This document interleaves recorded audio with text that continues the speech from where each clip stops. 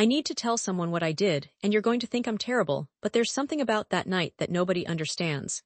Everyone's been calling me a gold digger, a classist snob, and worse things I won't repeat. My friends have stopped answering my texts. My sister told me I got what I deserved. And maybe I did. But the real reason I made that joke, the thing I've never admitted to anyone, isn't what you think.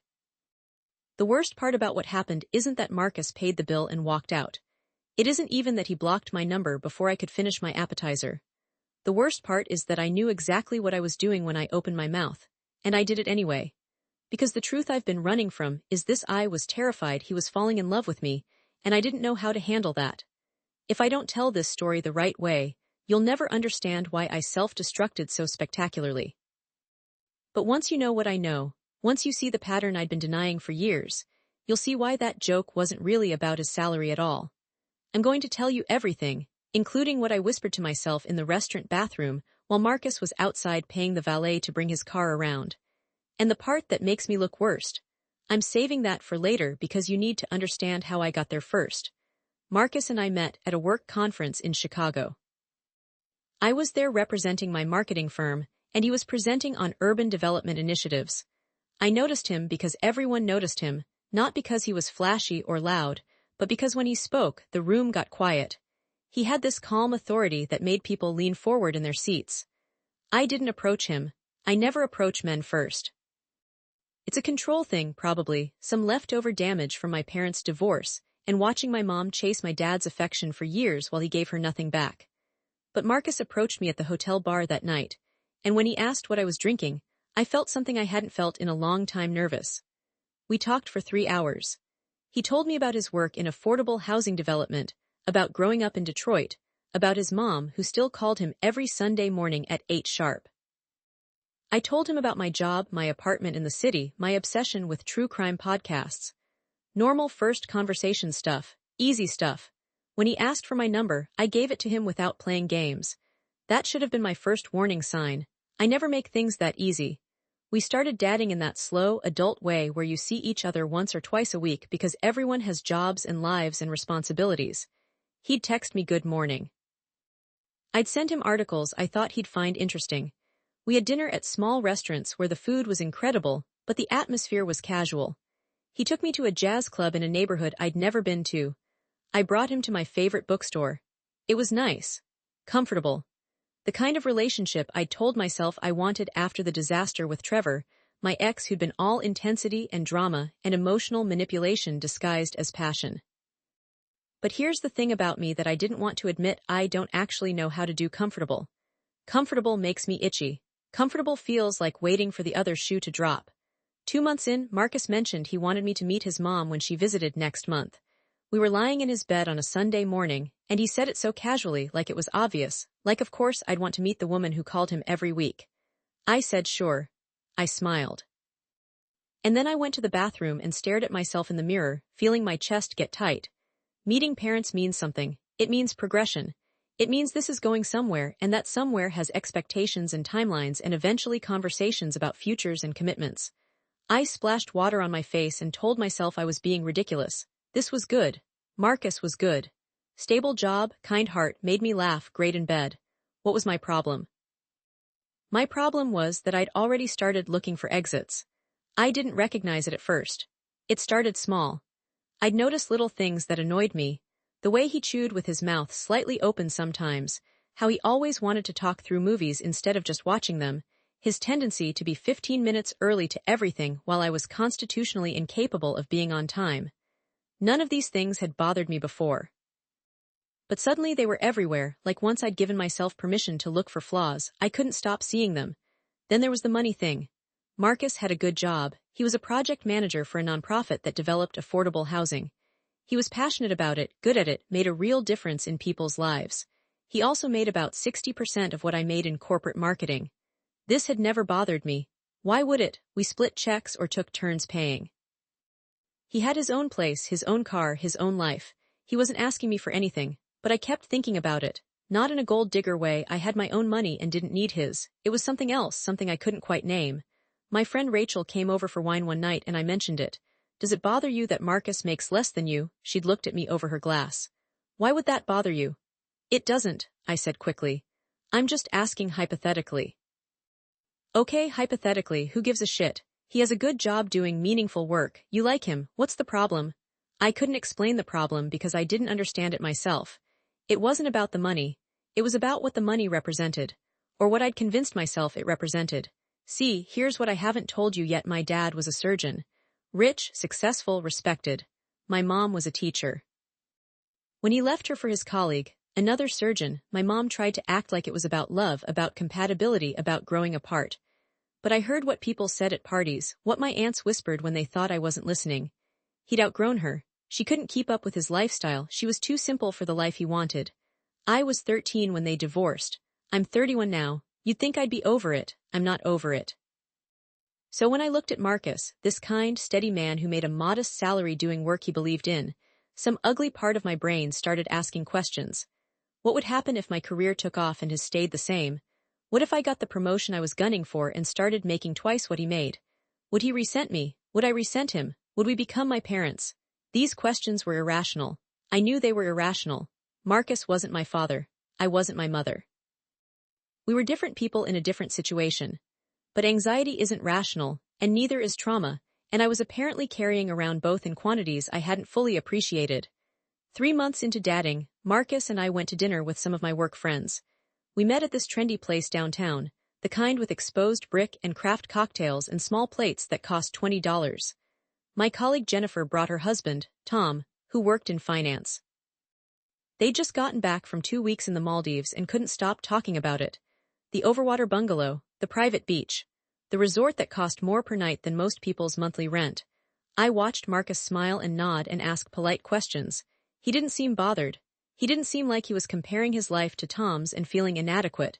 He just seemed genuinely happy to hear about their trip. This should have made me feel better. Instead, it made me feel worse. Because if he wasn't bothered by the wealth disparity, if he was secure in himself and his choices, then what was my excuse for the growing pit in my stomach? On the drive home, Marcus said, "Your friends seem nice. Tom's a little much, but Jennifer's great." A little much how? I asked. Just the whole humble brag thing about the expensive vacation. But whatever, some people are like that. He said it without judgment, just an observation. But I felt defensive on Tom's behalf, which made no sense because I actually agreed with Marcus. Tom had been obnoxious about the whole thing. He was just excited, I said. There's nothing wrong with being successful and enjoying it. Marcus glanced at me. I didn't say there was. We drove in silence for a while. Then he said, "Did I say something wrong?" "No, I'm just tired." I wasn't tired.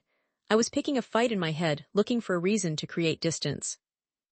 The next week I caught myself doing it again. We were at his place, and I noticed his couch was getting worn at the corners. It wasn't a big deal, furniture gets worn, so what? But I heard myself say, "You should really get a new couch." He looked up from his laptop. "What's wrong with this one?" "It's just getting old. You've had it since college, right?" "Yeah, so it's still comfortable." "I just think at a certain point you should invest in nicer things. We're not in our 20s anymore." The moment the words left my mouth, I wanted to take them back. What the hell was wrong with me? It was a couch, a perfectly fine couch. Who cared? Marcus studied my face.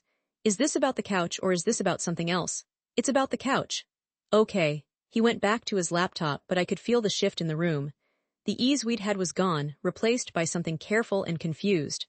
I left early that night, claiming I had work to finish. In my car, I gripped the steering wheel and tried to figure out why I was sabotaging something good. The answer was there, just under the surface, but I didn't want to look at it. Because if I looked at it, I'd have to admit that I was my mother's daughter after all, that I'd internalized every whispered comment, every pitying look, every suggestion that she hadn't been enough to keep my father happy. And if I admitted that, I'd have to do something about it. I'd have to choose work on myself and risk being vulnerable, or burn this relationship down before it could hurt me. Just when I thought I had it under control, that I could white-knuckle my way through my own issues and make this work, Marcus told me he loved me.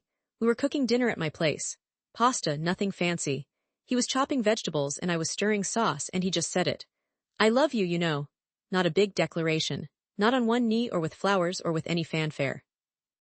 Just a simple statement of fact while cutting bell peppers. I stopped stirring. He looked over at me. "You don't have to say it back, I just wanted you to know." I should have felt happy. This was supposed to be a good moment. Instead, I felt trapped. "Thanks," I said, and immediately wanted to die. "Thanks Who says thanks when someone tells them they love them? Marcus just smiled, a little sad around the edges, and went back to chopping. We ate dinner making small talk. He didn't bring it up again. He kissed me goodbye at the door and told me to have a good week at work. He texted me the next day like normal, and I completely spiraled. I called Rachel at midnight. He told me he loves me. That's great. Wait, why don't you sound happy? I don't know if I can do this. Do what? Be in a relationship with a great guy who loves you? Yeah, that sounds terrible. You don't understand. What if I'm not enough? What if he realizes? Realizes what? That you're human. Jesus, Mia, what is this really about? I told her. Finally, all of it, the stuff about my parents, the money anxiety, the way I kept poking at Marcus trying to find evidence that this wouldn't work so I could leave before he could leave me. Rachel was quiet for a long moment. Then she said, you need therapy. I've been to therapy. You need more therapy, and you need to stop punishing Marcus for shit your dad did. She was right. I knew she was right. I didn't call a therapist. I told myself I would, but I didn't. Instead, I convinced myself I could handle this on my own. I just needed to calm down, stop overthinking, let myself be happy. For 2 weeks I tried. I really tried. I said I love you back, even though the words felt like they were coated in glass coming out of my throat. I met his mom and was charming and polite. I stayed over at his place more. I tried to silence the voice in my head that kept cataloging every small difference between us, every little thing that my anxiety wanted to turn into an insurmountable problem. But trying to suppress anxiety is like trying to hold a beach ball underwater. Eventually, it's going to explode up in your face. It happened at Giovanni's. Upscale Italian place, the kind where they give you a wine list that weighs more than the actual food. Marcus had made reservations for our 4-month anniversary. I didn't even know he'd been counting months. The restaurant was beautiful. White tablecloths, candlelight, a pianist in the corner playing something soft and romantic. Marcus wore a button-down shirt I'd never seen before. He'd gotten a haircut. He was trying, and I was looking for the exit. We ordered drinks. I got a cocktail that cost $18. He got a beer, a regular beer, not even a craft one. This shouldn't have mattered. It didn't matter, but I noticed it. I noticed it the way you notice a hangnail that you can't stop touching even though you know you're making it worse. Dinner was fine. Good, even. We talked about our weeks, about a documentary he wanted to watch together, about whether we should plan a weekend trip somewhere. Future plans. Things couples do. Normal, healthy relationship stuff. My throat felt tight. The waiter came to refill our drinks. Marcus ordered another beer. I ordered another cocktail. That's when I saw them. A few tables over. The man was wearing a suit that probably cost more than my rent. The woman had jewelry that caught the candlelight every time she moved. They were drinking wine that I knew because I'd looked at the menu, cost $300 a bottle. They looked happy, relaxed, like they belonged there. And I thought that used to be my parents, before it all fell apart. Then I thought that will never be Marcus and me. And before I could stop myself, before I could think about what I was doing, that ugly voice in my head came out of my mouth. The waiter had just brought our entrees. Marcus cut into his chicken and said something about how good it looked. And I said, well, enjoy it. At your salary, you won't be eating here again anytime soon. I laughed when I said it, like it was a joke, like I was being playful, but we both knew I wasn't. The table went silent. Not just our table, I swear the tables around us got quiet too, like everyone had somehow heard what I'd said and was waiting to see what would happen next. Marcus put down his fork. His face didn't change expression, which somehow was worse than if he'd looked angry. He just looked at me like he was seeing me clearly for the first time and didn't particularly like what he saw. What did you just say? My heart was hammering. I could have backtracked. I could have apologized, said I didn't mean it, blamed it on the alcohol. Instead, I doubled down. I'm just saying this place is expensive. I know your budget is tight. My budget is fine, Mia. I can afford to take my girlfriend to dinner. I didn't mean, yeah, you did. He flagged down the waiter, asked for the check. The waiter looked confused. Our food had just arrived, but he went to get it. Marcus, come on, it was a joke. No, it wasn't. He was right. It wasn't. The waiter brought the check. Marcus pulled out his credit card without looking at the total and handed it over. He didn't say another word to me, didn't even look at me. When the waiter brought back his card, Marcus signed the receipt, stood up and put on his jacket. I'm leaving, he said. You can stay and finish your dinner, or you can call an Uber, or you can do whatever you want, but I'm done. Done with dinner, done with this, with you. With being made to feel like I'm not good enough because I chose a career I believe in instead of one that makes 6 figures. I never said, you didn't have to say it, you've been thinking it for weeks. Tonight you finally just said it out loud. He walked away, just like that. walked past the pianist, past the couple with the expensive wine, past the host at the front, and out the door. I sat there, frozen, with a full plate of pasta in front of me and an entire restaurant pretending not to stare. This is the part I've never told anyone. The part I'm most ashamed of. I went to the bathroom and I looked at myself in the mirror and I smiled. Not a happy smile, a relieved smile because I'd done it. I'd finally pushed him away.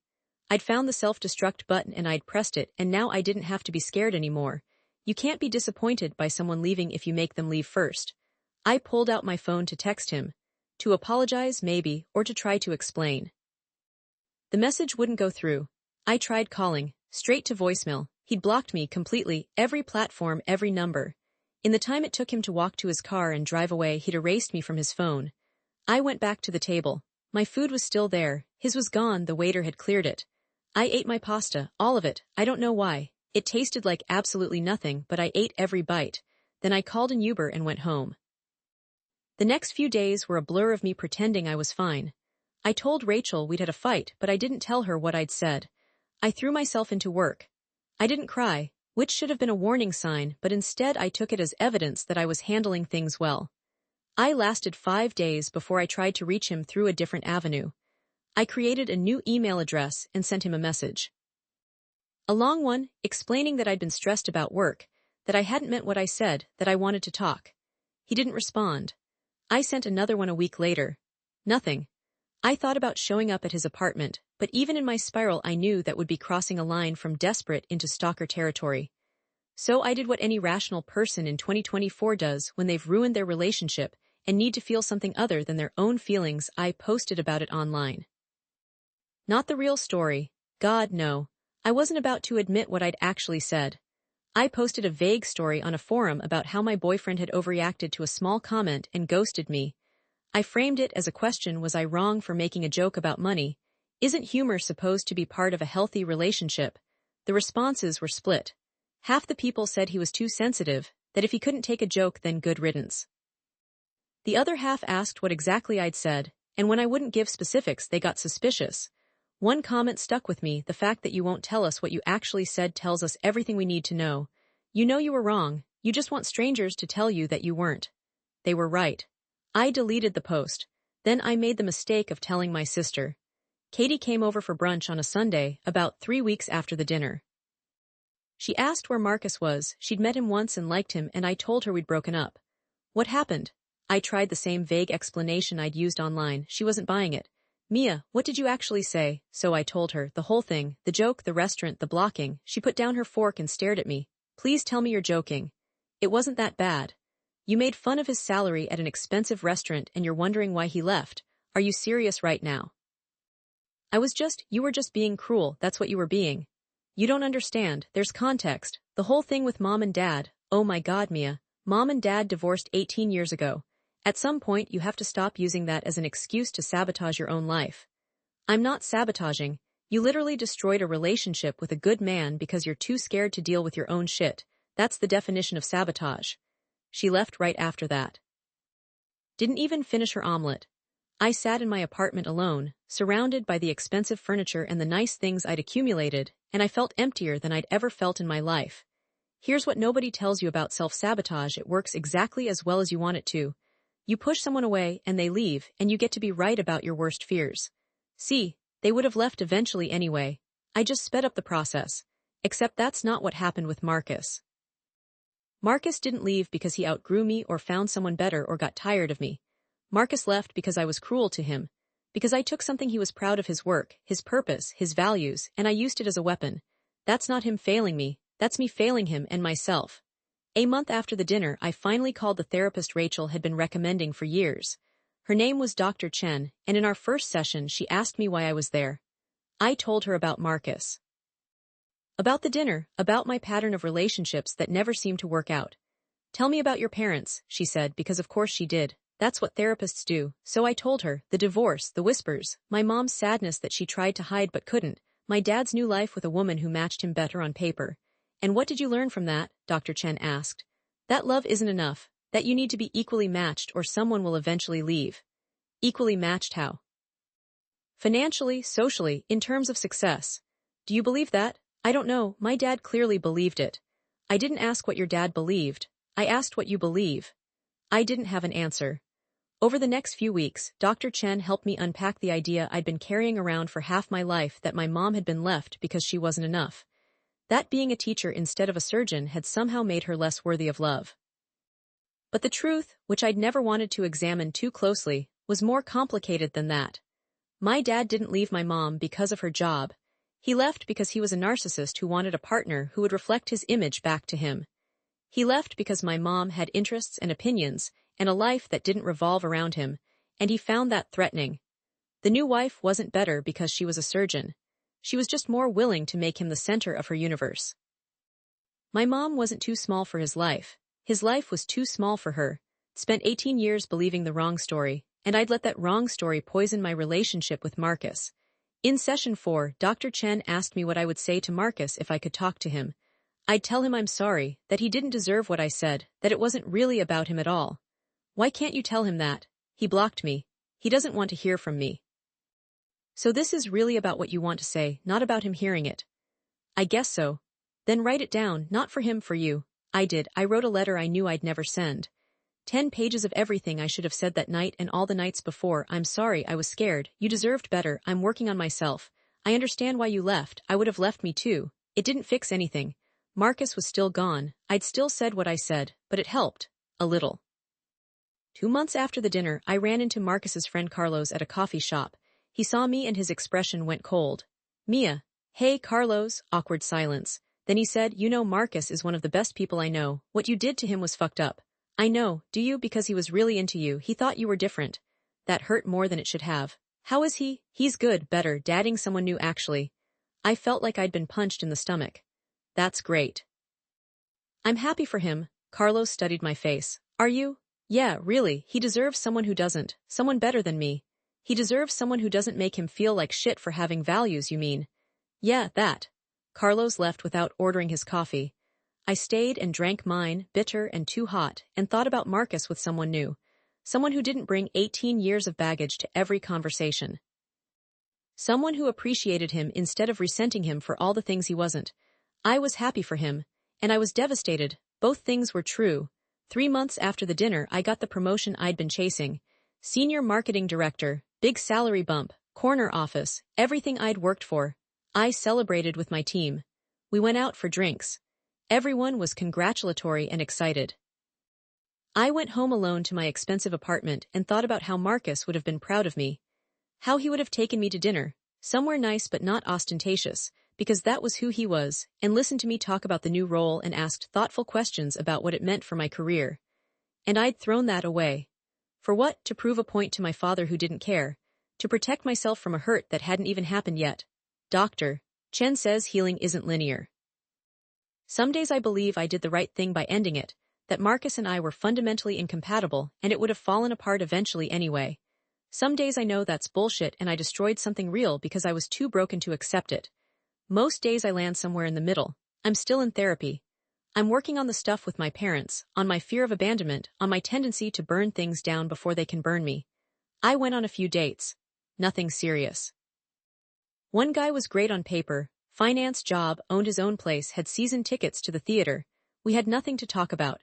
Another guy was in nonprofit work, and I spent the whole date trying not to think about Marcus. I'm learning that you can't build a relationship on paper. Compatibility isn't a checklist. Love isn't about finding someone who matches you on a spreadsheet, but knowing something intellectually and feeling it in your bones are two different things. Last week, I saw Marcus. I was at a bookstore, the one I'd taken him to on our 3rd date. I turned a corner and there he was, standing in the poetry section with a woman. She was laughing at something he'd said, her hand on his arm. He looked happy. Lighter than I remembered. He saw me. Our eyes met for just a second. He didn't smile, didn't frown. Just acknowledged my existence with a tiny nod, then turned back to the woman. I left without buying anything. That night, I pulled out the letter I'd written in therapy. The one I was never going to send. I almost sent it. My finger hovered over the button. But what would be the point? To make myself feel better, to ease my guilt. He'd moved on. He was happy. Sending him a letter about my epiphanies and my growth would just be another selfish act disguised as an apology. So I deleted it instead. Some things you don't get to fix. Some hurt you cause stays caused. The hardest part of all of this isn't that I lost Marcus. It's that I understand now what I lost and why I lost it. When you ruin something through ignorance or accident, you can tell yourself it was bad luck or bad timing. But I knew what I was doing. In that moment at the restaurant, when the words were forming in my mouth, some part of me knew exactly what would happen. I wanted to push him away because being loved felt more terrifying than being alone. I got what I wanted. People ask me sometimes if I've learned my lesson, if I'll do better next time. I tell them yes because that's what you're supposed to say, and maybe it's even true. I'm in therapy. I'm working on myself. I'm trying to be the kind of person who can accept love without destroying it. But honestly, I don't know. I don't know if you can ever fully undo the damage of watching your parents' marriage implode and internalizing all the wrong lessons. I don't know if I'll ever stop looking for exits or testing people to see if they'll stay. What I do know is that Marcus was a good man who deserved better than what I gave him. And that I made a choice, a conscious, deliberate choice, to hurt him before he could hurt me. That's not a mistake. That's not a joke gone wrong. That's just who I was that night. Maybe who I still am. I'm telling you this story now because I need someone to know the truth. Not the version where I'm the victim of a guy who couldn't take a joke. Not the version where I'm a villain beyond redemption. The real version I was broken and I broke someone else because I didn't know how to ask for help. Because being vulnerable felt impossible. Because I'd spent 18 years building walls and I didn't know how to let someone climb over them. And when someone tried, when Marcus tried, I didn't just close the gate. I burned the whole fucking castle down. If you're reading this and judging me, you should. I judge me too. But if you're reading this and seeing yourself, if you recognize the fear that makes you sabotage the good things, if you've ever pushed someone away because staying felt too scary, then maybe we can judge ourselves a little less harshly. Maybe we can just try to do better. I'm trying. Some days that feels like enough. Some days it feels like nothing at all. Either way, Marcus is happy now, and I'm here working on myself, and that dinner at Giovanni's is just a story I tell in therapy. A story about the worst thing I've ever said to someone I loved. A story about how sometimes the person you're really afraid of isn't the one who might leave you. It's the one who might stay.